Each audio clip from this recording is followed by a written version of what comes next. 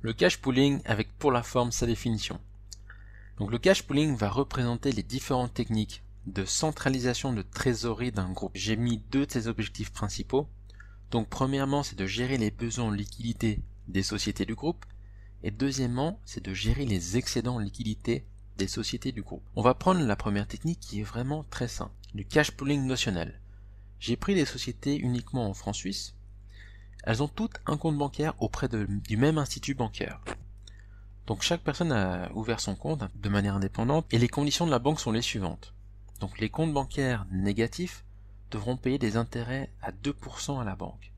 Les comptes bancaires positifs seront rémunérés à 1%. Donc là le groupe il commence à voir, il dit ouais, c'est dommage qu'on paye des intérêts négatifs sur la une, donc ils vont vouloir trouver une méthode pour pouvoir optimiser les intérêts. Donc ne payer beaucoup moins d'intérêts sur ce groupe. Donc ce qu'ils vont faire, c'est qu'ils vont aller ensemble, ils vont taper à la porte de la banque, ils vont dire voilà écoutez, nous on est un groupe, vous avez une société avec moins 150, mais en tout, notre groupe, nous avons 250 francs placés dans votre institut.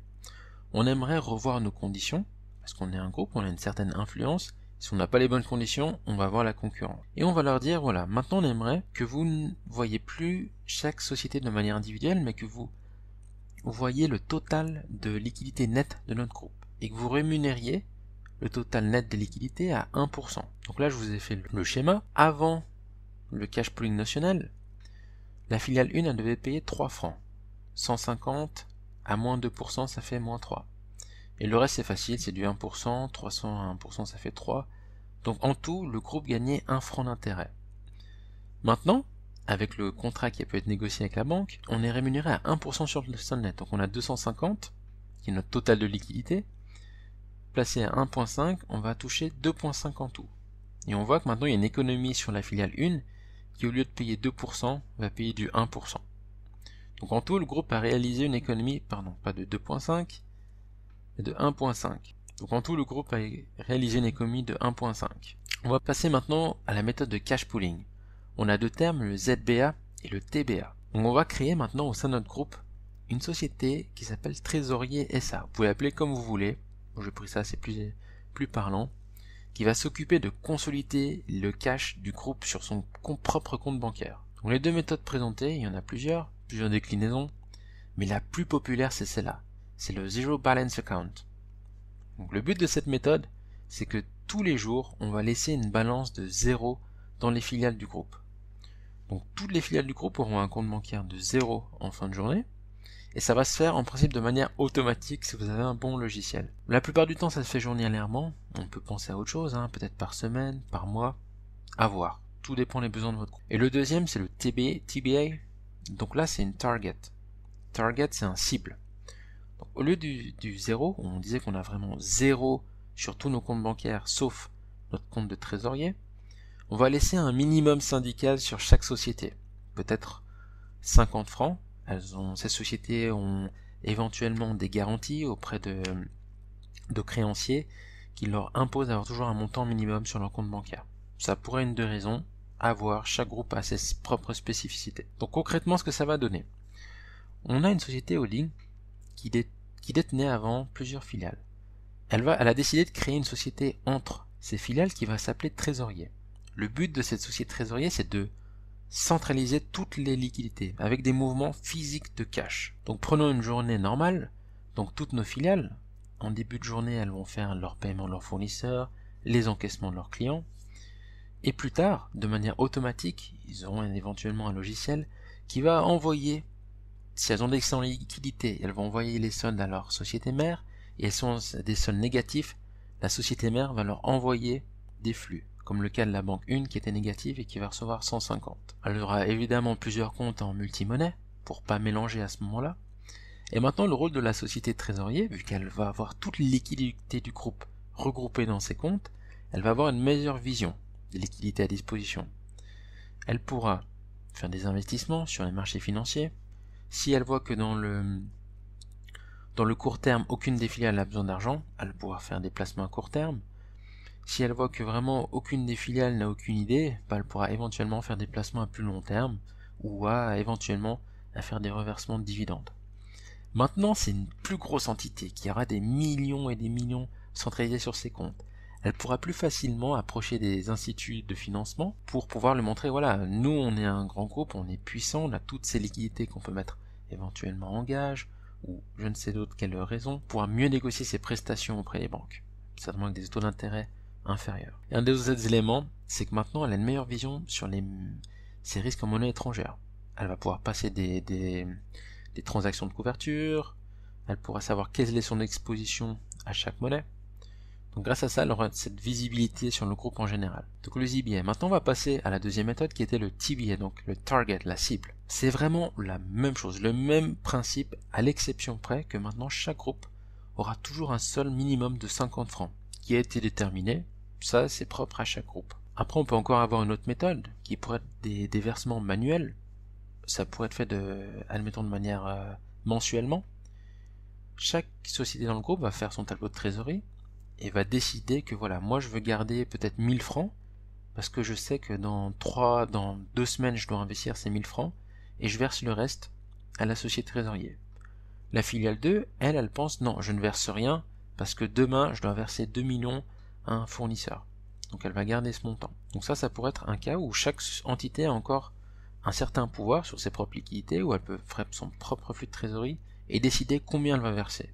Là ce serait plutôt pour un plus petit groupe qui a peut-être une gestion moins agressive, qui veut aussi diminuer tous ces frais de transaction qui sont assez énormes. Donc voilà, là le résumé de ces méthodes. Donc les avantages. Maintenant on a une gestion de cash centralisée. Ça va donner au trésorier une meilleure vision sur le groupe. Deuxièmement, on a des transferts de cash qui ont lieu journalièrement. Après ça peut être hebdomadaire, mois, tout dépend. On a une optimisation des intérêts négatifs. Théoriquement il ne devrait plus en avoir vu que tous les comptes bancaires sont à zéro. Et le reste, les excédents sur le compte de la mère. Là, ça va être le cas qui est vraiment très important, c'est que maintenant, les prêts sont octroyés à des conditions de marché. Parce que tout ça, ça va générer des transactions interco. Et toutes les transactions interco doivent être rémunérées. Chaque prêt qui est fait entre les filiales doit avoir une rémunération. Et donc, vous devrez trouver quel est le taux de marché. Après, voilà, c'est différent à chaque pays, chaque industrie. On aura des établissements de tableau de flux de trésorerie. Donc ça, ce sera un travail qui sera fait entre les filiales et la maison mère. Maintenant, la maison mère, elle peut placer à court terme les excédents de trésorerie, ou bien elle peut financer les besoins des filiales. Peut-être une filiale voudra investir dans une usine qui va peut-être valoir 5 millions, donc elle va taper à la porte de la société trésorière, elle va lui montrer son business plan, et elle va pouvoir débloquer les fonds, qui seront évidemment rémunérés par un intérêt au taux de marché. La société trésorière, elle a une plus grande influence auprès des instituts bancaires. Elle pourrait lui montrer, voilà, moi j'ai toutes ces liquidités à disposition, je suis un grand groupe, je peux vous donner des garanties, et elle pourrait certainement penser aussi des plus gros montants. Donc ça pourra lui faire certainement baisser son coût des intérêts, son coût de financement. Et puis voilà, comme on a vu, elle a aussi une meilleure vision, surtout des activités en monnaie étrangère, pour passer des éventuelles couvertures. Donc le désavantage, il y en a quand même bien un, c'est comment avoir toutes ces transactions journalières, ça va faire exploser votre budget des frais bancaires. On va passer encore à un modèle que je trouve encore plus poussé. Donc c'est le Cash Pooling In-House Banking and Reference Account Structures. C'est à peu près la même chose, il y aura une petite différence entre les deux. Mais imaginez-vous que toutes vos filiales n'ont plus de compte bancaire et que vous avez un seul compte bancaire qui est le compte de la société trésorier. Donc maintenant, la société trésorier va s'occuper, admettons en début de journée, de faire les paiements à vos fournisseurs, de faire les encaissements des clients pour le compte de chaque filiale.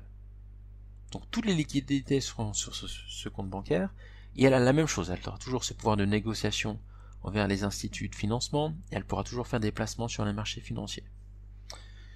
Mais comment ça va se passer comptablement? Donc j'ai fait un petit exemple. Donc ça va passer uniquement par des comptes interco. Donc c'est des comptes miroirs qui sont répliqués d'un côté dans la filiale et d'un côté dans la société mère qui est trésorier suisse. Donc la société mère, Trésorier SA, va régler un paiement de 150 pour le compte de sa filiale. Donc comptablement, l'écriture chez Trésorier, elle aura une diminution de ses liquidités à la banque, et au débit, elle va enregistrer une créance. Donc c'est un compte interco envers la filiale 1. Donc elle s'attend que la filiale 1 lui rembourse 150. La filiale 1 de son côté, elle va pouvoir diminuer son fournisseur vu qu'il a été réglé, c'est un débit, et à son crédit, elle va enregistrer une dette envers sa société mère. Vu que la société mère a payé pour elle, Elle doit donc enregistrer une dette envers la société trésorière. Donc là, j'ai repris nos 5 filiales, et on voit que c'est vraiment ce jeu de compte miroir. La trésorerie qui a une créance de 150, et dans l'autre, c'est une dette de 150. Quand on a une dette de 100, on a une créance de 100 dans l'autre. Et donc, toutes ces prêts interco doivent toujours être égaux. Toujours. Et il y aura toujours ce jeu d'intérêts qui seront au taux de marché entre ces sociétés. Alors les avantages, la spécificité de cette méthode, c'est que toutes les sociétés du groupe vont maintenant utiliser le compte bancaire de la société en charge de la trésorerie pour leurs encaissements et les décaissements. On a aussi pu voir que maintenant, vu que tous ces traitements de liquidité sont sur un seul compte, on aura ce jeu de comptabilisation interco, une dette dans une société et une créance dans l'autre. On a les deux modèles. On a une petite différence. Dans le in-house banking, on aura la méthode qui est pour le compte de, en faveur de. Donc admettons qu'on va aller voir un client, on va lui donner les comptes bancaires de la société en charge de la trésorerie. Donc ça peut être un peu perturbant pour le client qui va pas comprendre pourquoi je paye à une autre entité. Et le deuxième, le Reference Account Structures, il est un peu plus clair. C'est une méthode qui est plutôt utilisée en Europe du Nord. Donc dans ce cas-là, on aura la mère ou bien la société en gestion de la trésorerie qui va tenir un compte bancaire qui est composé de sous-comptes. À ce moment-là, chaque filiale va communiquer ses comptes bancaires. Elle aura un compte bancaire spécifique qui sera lié à son sous-compte. Elle donnera à ses clients. Et chacun de ces sous-comptes est lié en fait du compte principal, de la société qui fait la gestion de trésorerie. Donc d'un côté des clients, c'est quand même plus clair, il y a moins de confusion, et au final, toute la liquidité, elle se retrouve à deux endroits. Elle est sur le compte bancaire principal, et elle est un peu copiée, si on veut, dans les sous-comptes. Donc c'est aussi pour une question de clarté, c'est un peu plus simple pour les sociétés. Donc, les avantages et les désavantages de ces techniques.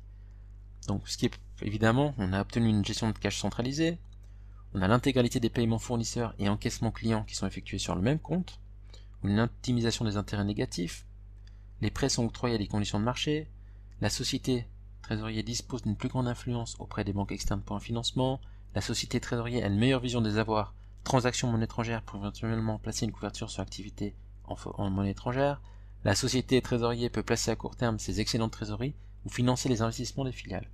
Désavantages.